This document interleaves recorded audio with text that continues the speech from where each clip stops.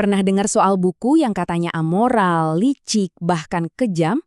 Nah, itulah 48 Hukum Kekuasaan karya Robert Greene. Sebuah manual yang merangkum 3.000 tahun sejarah kekuasaan manusia. Hari ini kita akan menyelam lebih dalam ke salah satu aturannya yang paling provokatif dan, jujur aja, paling relevan di zaman sekarang. Hukum keenam, yaitu seni untuk selalu jadi pusat perhatian. Coba deh, resapi kutipan ini. Ini bukan sekedar kata-kata indah. Ini adalah filosofi brutal dari hukum keenam. Intinya apa? Kalau Anda nggak kelihatan, ya Anda nggak ada. Di arena kekuasaan, perhatian itu bukan sekedar bonus. Ia adalah mata uang utama. Tanpa perhatian, Anda bangkrut. Sesederhana itu. Oke, untuk membongkar hukum ini kita akan lewati 5 bagian. Pertama, kita pahami dulu prinsip dasarnya. Lalu kita lihat contoh nyata dari seorang master modern yang memakainya untuk mengguncang dunia. Setelah itu kita bawa konsep ini ke dunia media sosial di Indonesia sebelum kita bahas apa aja jebakannya dan gimana caranya Anda bisa menguasai panggung Anda sendiri. Yuk kita langsung masuk ke intinya. Prinsipnya sebenarnya simpel tapi juga kejam. Di panggung kekuasaan, nggak kelihatan, itu sama aja dengan mati. Anda harus bersinar terang atau Anda bakal ditelan kegelapan. Nggak ada pilihan di tengah-tengah. Jadi begini ya aturannya, lebih baik dibicarakan jelek daripada nggak dibicarakan sama sekali. Pikirin deh, kritik dan fitnah mungkin bikin sakit hati, tapi itu setidaknya membuktikan Anda masih relevan, Anda masih ada di arena. Tapi kalau diabaikan, itu tiket satu arah menuju kuburan. Anda jadi kayak hantu, nggak terlihat dan sama sekali nggak berarti. Terus, gimana cara mainnya? Pertama, jadilah magnet, jangan cuma jadi kerikil biasa. Kedua, warnai diri Anda lebih mencolok dari kerumunan abu-abu di sekitar. Ketiga, ciptakan sedikit aura misteri, biar orang penasaran. Dan kalau perlu, ya kelilingi nama Anda dengan sedikit sensasi.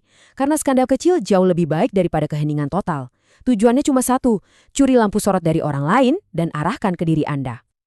Oke, teorinya cukup. Sekarang mari kita lihat gimana hukum ini dimainkan di level tertinggi oleh seorang ahli provokasi yang berhasil merebut panggung dunia.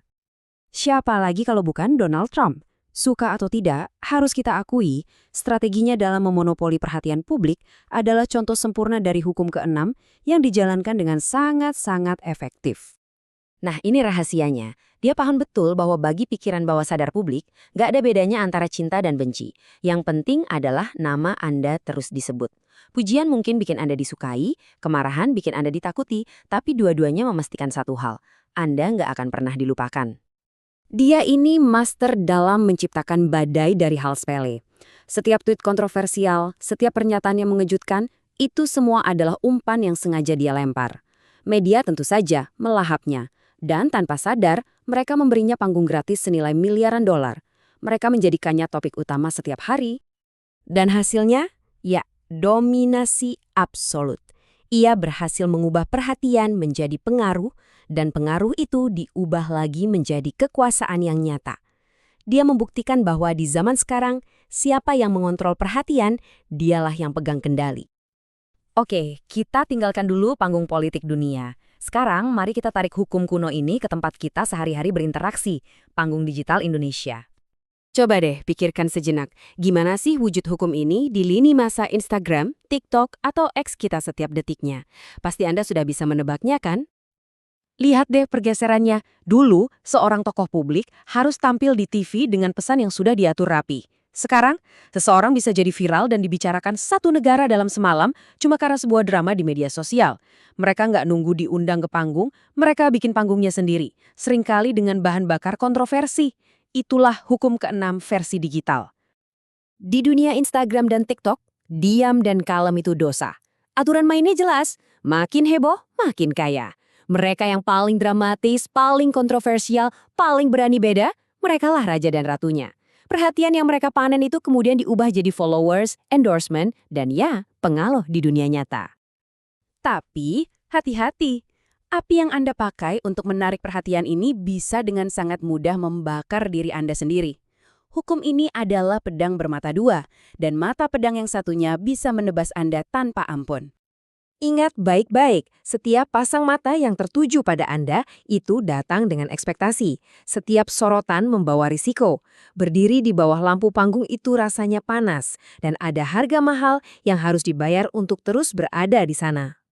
Jadi apa aja jebakannya? Pertama, Anda bisa dianggap murahan atau cringe dan kehilangan respek orang selamanya. Kedua, narasi tentang diri Anda bisa lepas kendali. Bukan Anda lagi yang menulis cerita, tapi publik.